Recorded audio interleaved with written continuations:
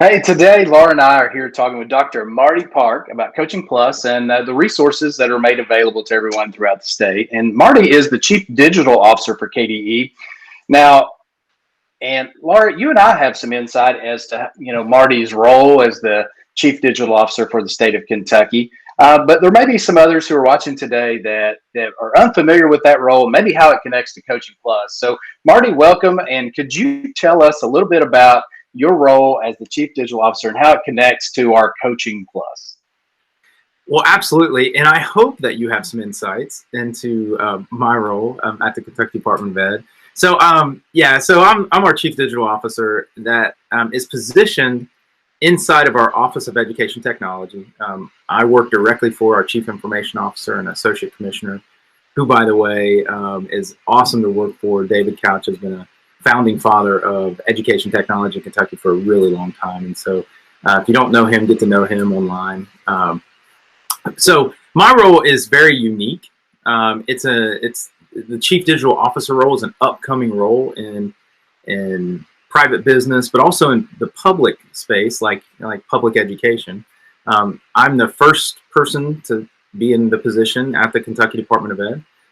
And so as such, I've got to define my role a bit. So how I like to state it. So number one, first and foremost, I do have the best job at the Kentucky Department of Education. It's awesome. It's a lot of fun. It's action packed, and every day is new and every day is different. So I do have the best job at the Department of Ed. My job really focuses on education technology strategy and kind of to dig into that a little bit. There's the technology side of what we do. There's the components, the tools, the resources, the devices, the internet, the blinky lights of technologies. But my job is to understand and help develop those strategies and then quickly get them to the learning space directly for our students and teachers, and make sure that we are maximizing the effective uses of technologies. For learning's sake, for education's sake, whether that's school efficiency technologies, and you know what those are in your school buildings, or it's directly related to learning technologies to learn. My job is to make sure that we never do technologies for technology's sake, that it's all about the education process, learning processes, and what we do with our students and teachers across the state of Kentucky. That's my role in a nutshell, but I do want to push on pretty hard that the programs that I get to directly oversee are things like student technology leadership. And I say this just so that you can start to get a theme here, right? So student technology leadership program, so STLP, our digital learning coach work across the state, online and virtual schools network across the state, library and media leadership across the state, computer sciences, and then also directly touch point on all of our digital readiness work across the state. Are we ready from a digital learning perspective to take the next steps forward? So it's a lot of fun, and I get to work with awesome people. And I like to say I get to work for awesome folks and awesome leaders like Ben and Laura.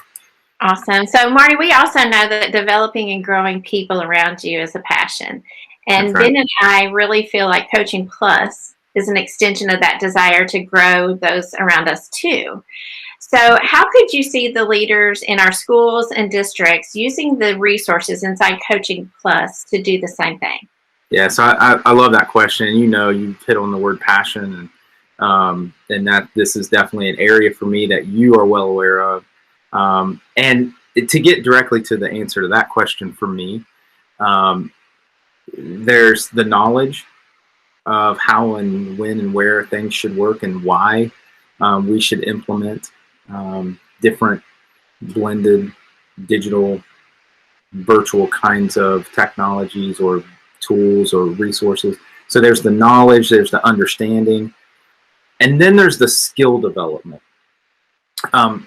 Skill development is key. We can't, we're not able to take steps forward until we develop skills. But most importantly, beyond all that, is the application of those developed skills. How are we actually applying what we've learned, what we've understood, and what the skills we develop? How are we applying that specifically in a learning space? So I'm a huge fan of coaching, and we can think about the action of coaching, and more important, I'll state that for me, it's about the action of coaching. It's not the noun of coach. While that is extremely important, the action of coaching is where we need to focus and where we need to live.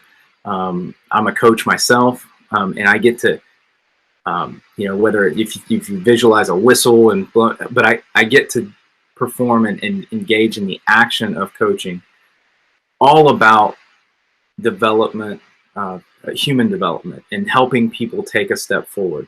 Again, whether that's skill development, whether that's learning how to apply new things in new ways. It's all about service-oriented work. It's about helping people when and where it's most appropriate. So early on in my career, I was in a leadership position where I got to sit or stand, in this case, in front of a board of education and pitch the value of developing coaching positions, specifically in the digital learning space.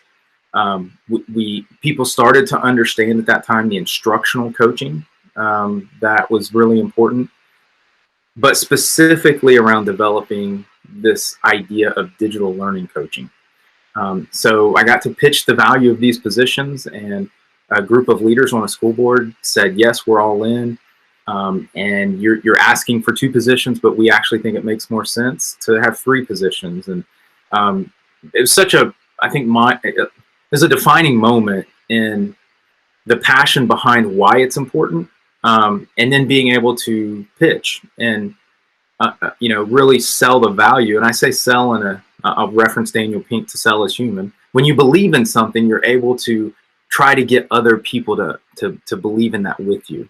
Leadership's a funny thing, and coaching's a funny thing, where if you turn around and no one's following you, then you're just a lone nut dancing to a song that no one else can hear, right? And so from a coaching perspective, which is really intermingled with leadership, that, when you can get people to be with you and follow with you, and you can learn alongside them, then that becomes extremely important. So I'll wrap this answer up by saying that we believe in it so much at the Kentucky Department of Education and our Office of Education Technology that we've developed big time structures around statewide efforts on digital learning coaching, and making sure that we can all help each other move forward together.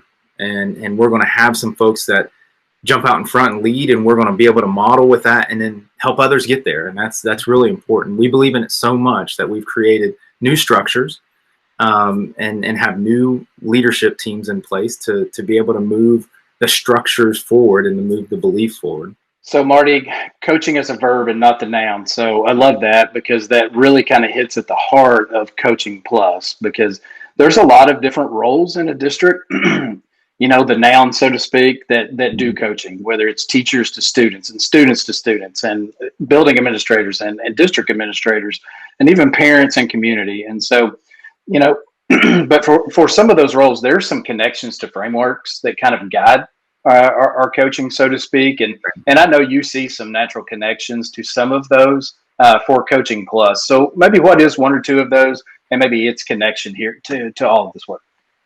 So Laura, you and Ben both know, and Ben, I love the question, because you know that I love a good framework. I love tying to plans and making sure that we stitch things together and all the dots are connected the best that we can. So a couple that I will point to, and this is a nudge, this is a promo, if you will, to get folks to go check some of these things out if you haven't yet.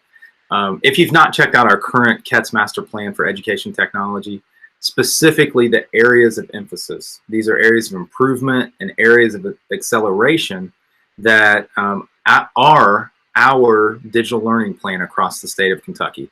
it's an awesome framework, if you will, Ben, that we know that coaching connects to in a very strategic way. Extremely important. So check out the KETS Master Plan for Education Technology. I'll point to the National EdTech Plan. It's really good work. The current the National EdTech Plan is good work. There's major connections there. But more specifically, locally, I see coaching, digital learning coaching specifically, connecting to knowledge frameworks, connecting to local planning frameworks, improvement plans, in extremely strategic ways. That if we're not connecting those dots, then that is definitely a push point for us. That we can really lean in there and connect to local planning frameworks. Something else that I'll connect to, if you've not had a chance to check it out, is the people side of K-12 Ed Tech. This is a really important research piece that we published from our Office of Education Technology several years ago. I want to say 3 years ago now. We published this piece that no one had ever done before, and it started with superintendents saying, hey, I have a formula for everything that we do in terms of people, right? Our people capacity, our human capacity. And so I have formulas for everything, bus drivers, certainly teachers, but I don't have anything to know what, not only the roles from a people side perspective, but also the number of people that it makes sense in order to move our education technology work forward in the right ways.